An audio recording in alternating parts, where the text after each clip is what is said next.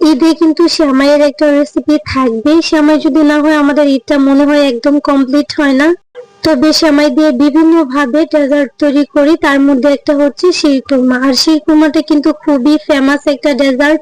এই শিরকুরমাটা খেতে অনেক বেশি মজার হয় আর এটা বানানো খুবই সহজ। একদম কম সময়ে সামান্য কিছু উপকরণ দিয়ে বানিয়ে নিতে পারবেন, এটা যে কেউ বানাতে পারবেন। আশা করছি আপনাদের অনেক বেশি ভালো লাগবে। আসসালামু আলাইকুম everyone, welcome back to my channel. Sheer khurma বানানোর জন্য ফার্স্টে কিন্তু দুধটাকে রেডি করে রাখতে হবে। তার জন্য চুলায় একটা প্যানে দিয়ে দিচ্ছি 1 লিটার লিকুইড দুধ।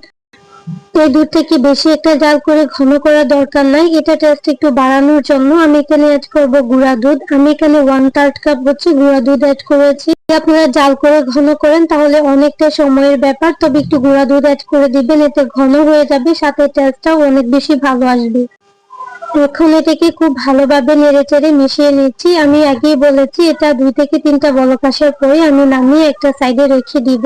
আপনারা চাইলে সম্পূর্ণ গুঁড়া দুধ দিয়েও কিন্তু এই শিরকুরমাটা রান্না করতে পারবেন, খেতে অনেক মজার হবে। দুধ থেকে একটা সাইডে রেখে দিচ্ছি। এদিকে আমি চুলায় একটা প্যানে দিয়ে দিচ্ছি 1 চামচ ঘি। ঘিয়ের মধ্যে কিছু ড্রাই ফ্রুটস আমি ভেজে নিব। আমি এখানে কাঠবাদাম, কাজু বাদাম, কিশমিশ দিয়েছি আর এগুলোকে একটু ছোট ছোট টুকরা করে দিয়েছি। কিছুক্ষণ ভেজে নিব চুলা থেকে লো মিডিয়ামে রেখে। কিছুক্ষণ ভাজার পর আমি এর মধ্যে দিয়ে দিব খেজুর। খেজুরটা অবশ্যই একটু বেশি পরিমাণে দিবেন, যেহেতু শিরকুরমা রান্না করবেন। শিরকুরমা মানেই হচ্ছে খেজুরের পরিমাণটা একটু বেশি পরিমাণে দিতে হয়, তবে আমি আমার পছন্দ মতো অ্যাড করেছি প্রায় 2 টেবিল চামচের মতো।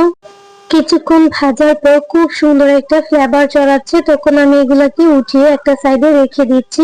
ঠিক একই প্যানের মধ্যে আমি দিয়ে দিচ্ছি লাচ্ছা সেমাই। আমি এখানে 1 কাপের মতো হবে আর কি লাচ্ছা সেমাই নিয়েছি। এই সেমাইটা অলরেডি ভাজা থাকে, তারপরে আমি একটু ভেজে নিচ্ছি হালকা করে। সেমাইটা ভাজা হয়ে গেলে এখন এর মধ্যে আমি আগে থেকে যে দুধটা জাল করে রেখেছিলাম ওইটা অ্যাড করে দিব। এই রান্নাটা খুবই সিম্পল, খুব কম সময়ে তৈরি করা যায় আর খেতে দুর্দান্ত হয়। রেসিপিটা ভালো লাগলে যারা আমার চ্যানেলে নতুন আছেন প্লিজ চ্যানেলটাকে সাবস্ক্রাইব করে পাশে থাকা বেল আইকনটা অন করে দিবেন। আর হ্যাঁ, যারা অলরেডি এই কাজটা করেছেন তাদেরকে অসংখ্য ধন্যবাদ। এখন এটাকে কিছুক্ষণ রান্না করে নিব। এই রান্নাটা হতে বেশি একটা সময় লাগে না, খুব দ্রুতই কিন্তু সেমাইটা সিদ্ধ হয়ে যায়। আমি এর মধ্যে দিয়ে দিচ্ছি কনডেন্স মিল্ক। আমি এখানে 1/3 কাপ দিয়েছি, তবে আপনারা চাইলে চিনিটা অ্যাড করতে পারেন। শিরকুরমাটার মধ্যে গুঁড়া দুধ আর হচ্ছে কনডেন্স মিল্ক দেওয়ার কারণে এটার টেস্ট অনেক বেশি ভালো আসে।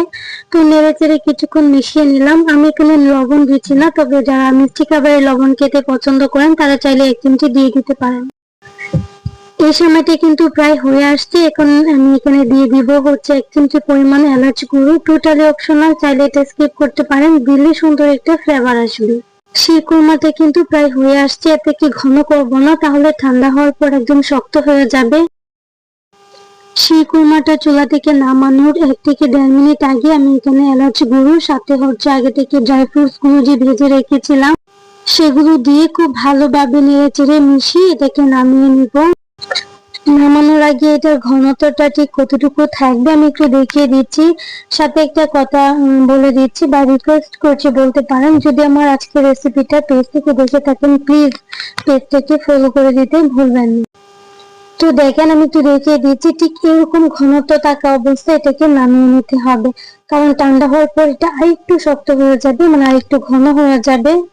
শিরকুরমাটা অবশ্যই ঈদে রাখতে পারেন। তাছাড়াও আমি কিন্তু নবাবী সেমাইয়ের একদম সহজ একটা রেসিপি, জর্দা সেমাইয়ের রেসিপি, সাথে একটা দুধ সেমাইয়ের রেসিপিও শেয়ার করেছি একদম পারফেক্ট ভাবে। যারা ঈদের মধ্যে সেমাই খেতে পছন্দ করেন তারা চাইলে দেখে আসতে পারেন, কাজে আসবে।